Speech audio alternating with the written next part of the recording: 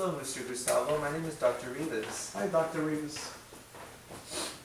Um, Are you new around here? um, you haven't seen me lately around because I'm only a second-year surgical resident here at Osceola Regional Medical Center. So, I'm mainly doing lab reports and a bunch of paperwork. So I don't have this one-on-one, time with patients. But that is what I'm here to discuss to you about your diagnosis. Okay.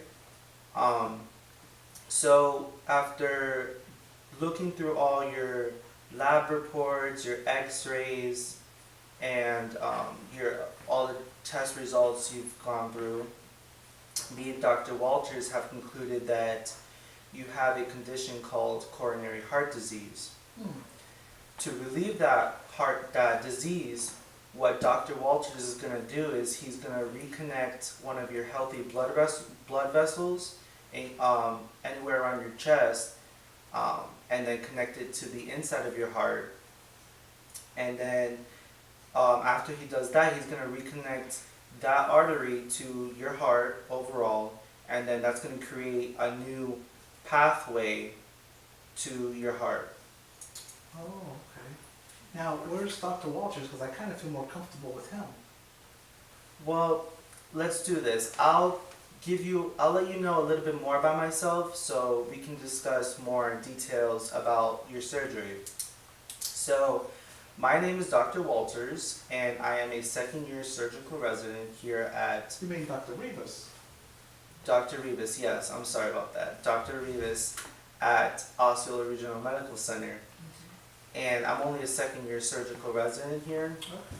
Okay. And my journey to become a surgeon started all the way out after I graduated high school, where I attended a community college called Valencia. Valencia was not easy, but with the help of the answering center, the library, and the advising center, I was able to finish with no problem. So when I went to Valencia, I took this class known as New Student Experience with a teacher named Professor Perrin, and she had us find our purpose in life. My purpose in life was to always help people in need in any situation and in any way possible. So,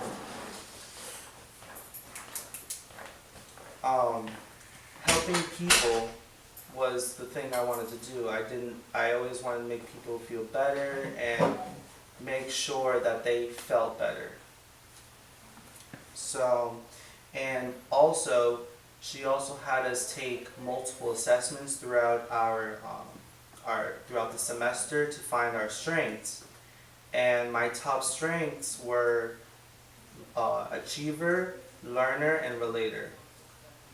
Now, being a doctor, you're always wanting to achieve things, and Dr. Walters doing his surgeries and seeing him do all his lab reports, I see the what he wants to achieve, and he wants to achieve and make sure patients feel healthy, and that his surgeries go all the way through. So I possess that strength because when I achieve something, I always want to make sure I turn out to be successful and not be a failure.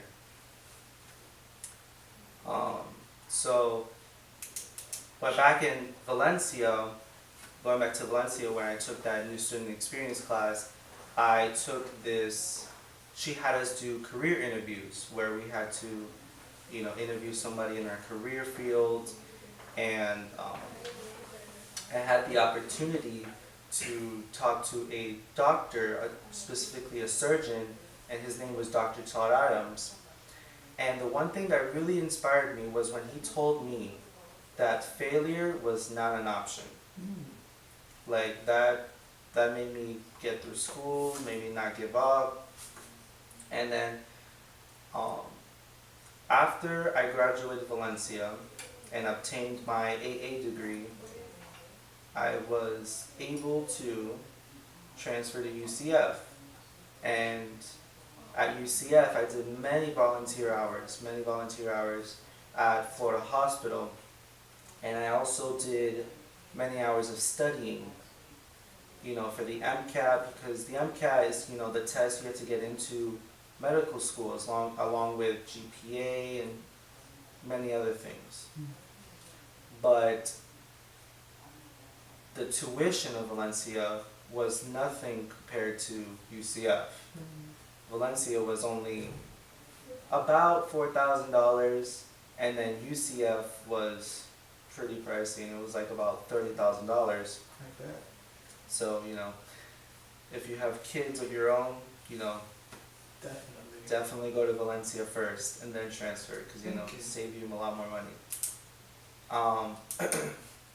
Then, once I graduated UCF and obtained my bachelor's degree in biomedical science, I passed the MCAT exam. I was accepted to the University of Florida College of Medicine, where I went to 4 years of medical school. And those 4 years were very, very tough. Not to mention, it was very, very expensive. It cost me more than $100,000. Oh wow. Yes, and I remember when I was studying for these tests, I would get in a group of friends, and we would study all night, stay up all night, and we would quiz each other and test each other. We would, do all sorts of things. And then after, we went through those 4 years of, medical school, I then came here to apply to be an intern at the Osceola Regional Medical Center, and they accepted my application. They got me here to interview me, and they really liked how I was. So yeah. And then after that, after I passed, tests and stuff, I soon became a resident.